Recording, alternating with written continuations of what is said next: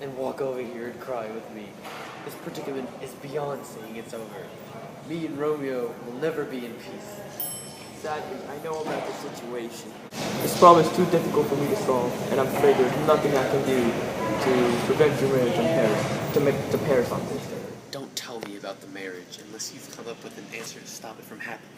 If you, friar, who is really wise, cannot help me, then I shall bring my solution.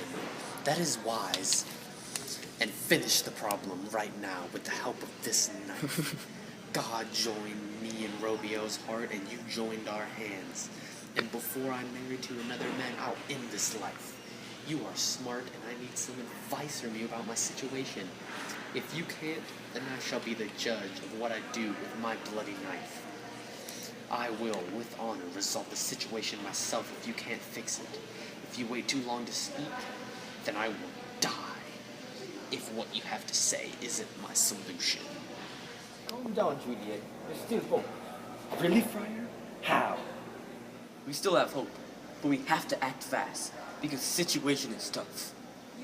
If you've truly made up your mind, then you'll be prepared to do something very close to death to solve the problem. If you dare to do it, I'll give you my answer to the solution.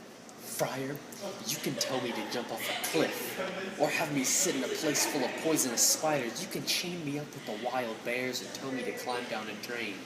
When the answer could lead me to Romeo and his happiness, then I will do anything. I fear no one or nothing.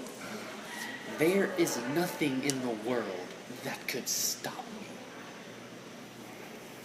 Once again, calm down. You will go home, and you will agree to marry Paris. But I don't want to marry Paris. Listen, Juliet, tomorrow is Wednesday. When you go to bed tomorrow night, make sure that you are alone. When you're about to sleep, you will take this potion. Mix it with liquid, and then drink it. Then, a sleep-inducing drug will kick in, and your pulse will stop.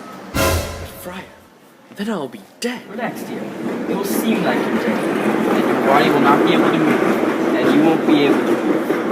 You'll be like this for 42 hours, and then you'll wake up as nothing happened.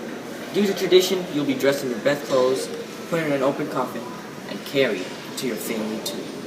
Will Romeo know about this? Of course, after he gets word of the plan, he'll come here, and during the night, he'll take you someplace far, far away. Somewhere where your situation will never bother you again, and you will live happily ever after. This will go to plan as long as you don't change your mind. Now go. Be strong in this decision, and remember, never ever change your mind. Love has given me the strength, and we will help accomplish this plan. Farewell, Father. Good luck.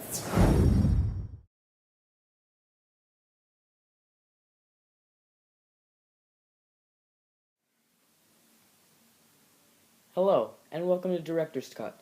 Today we will be telling you how and why we did the scene performance the way we did. Some of the changes that we did were that we changed the script around a little bit from the modern day version of the book. One of the few reasons that we did that is that we felt if there were shorter lines, the lines would be more effective and it would be easier to memorize. One of the props that we used was the big circular object that were used to represent the potion. The reason we used a big object instead of a small object is that since the plan was so big and it was so vital, we felt like a big object should represent that. Final thing I want to talk about is the speech Juliet, played by Ryan, gave in which she said, "You could throw me in a pit of poisonous snakes, I wouldn't care." The reason we did that speech, or that little section, is because we wanted to show the audience how much Juliet wanted to be with Romeo. Lots of effort and commitment went to the scene, as we had to come up with a lot of stuff. For example, one of the things was, you could throw me in a pit of wild bears. This was very important because it showed how much Juliet loved Romeo.